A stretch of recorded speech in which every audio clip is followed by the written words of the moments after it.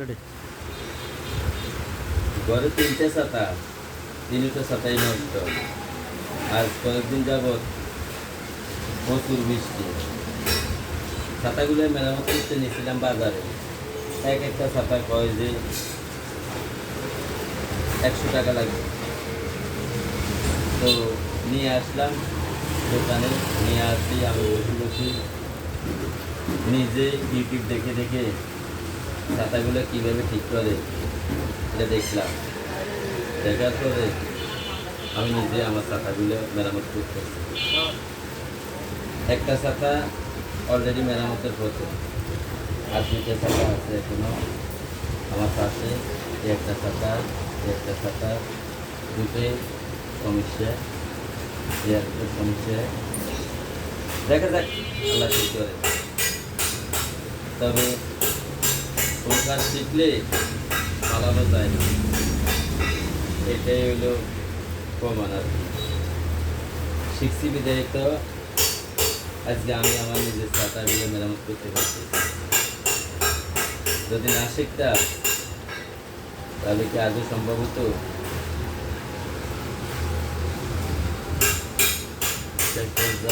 একটা ছাতা আর কিছু মাত্র 2-3টা রিং বাঁধা বাকি রয়েছে। এই 2-3টা রিং বাঁধলে আমার ছাতাগুলো একটা ছাতা কমপ্লিট হয়। এরপর আরেকটা দেবো। কারো কাছে অত খারাপ লাগতেই পারে, যেহেতু এটা খারাপ কাজ, সবার দ্বারা সব কিছু হয় না, এটা ভাবতে পারে না।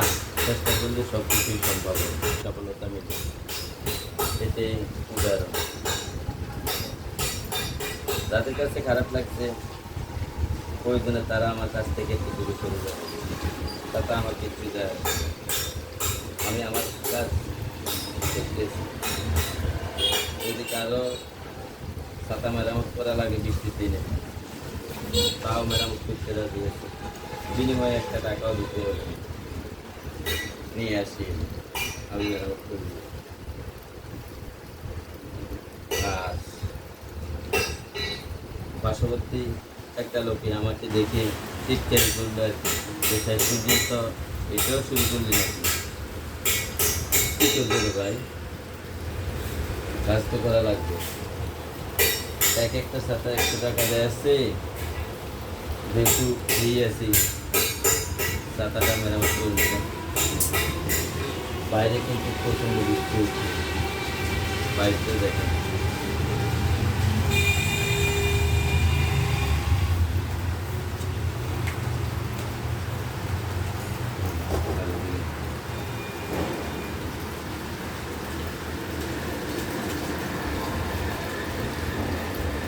একবার নিয়ে আসছিল একটা ছাতা।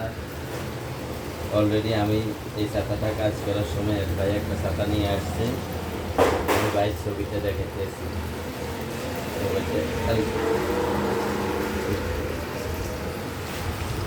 বন্ধুকে চিনি।